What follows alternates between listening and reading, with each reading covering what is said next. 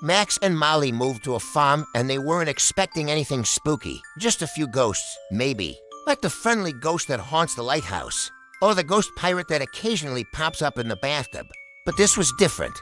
Every time Max or Molly dug up a potato, it would do something weird. First it was just the giggling. Max would pull a potato from the ground and would giggle. Then it would fart. It didn't smell bad.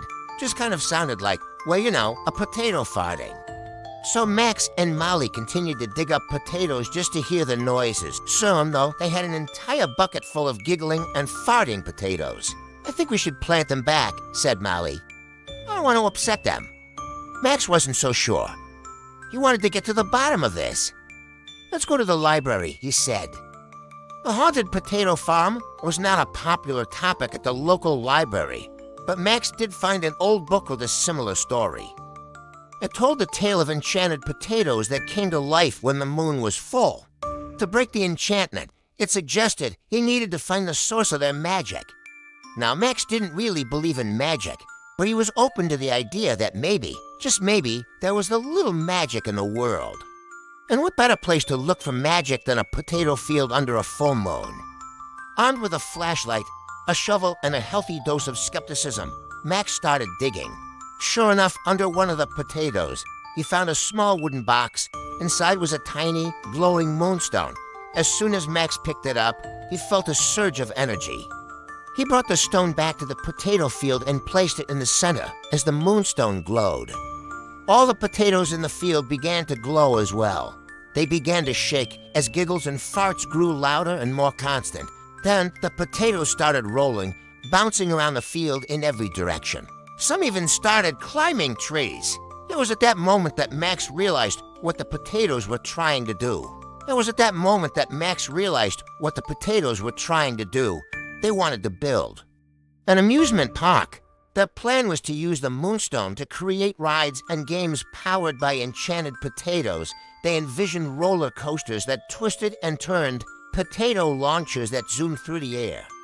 Even a haunted hayride with costumed potatoes. It was going to be the world's first potato-powered amusement park. But as fun as that sounded, Max knew that the potatoes couldn't just run around the farm all day. Not only could they damage the crops, they could also hurt themselves. Plus, they were making a mess. All those giggling and farting sounds were really starting to attract unwanted attention. Max tried to explain this to the potatoes, but they wouldn't listen. They were too busy having fun. Finally, Max had an idea. He took the moonstone back to the field, and with a deep breath, he started digging. He made a large circle in the ground and placed the potatoes inside. The potatoes slowed down, then stopped. They looked at each other and then at Max. "What are you doing?" one of the potatoes asked. "I'm building an enclosure for you," Max replied.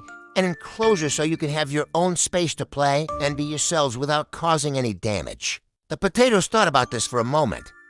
One of them spoke up. "Well, that does sound like a good idea." "Thank you, Max." And so Max spent the next few days building the ultimate potato playground.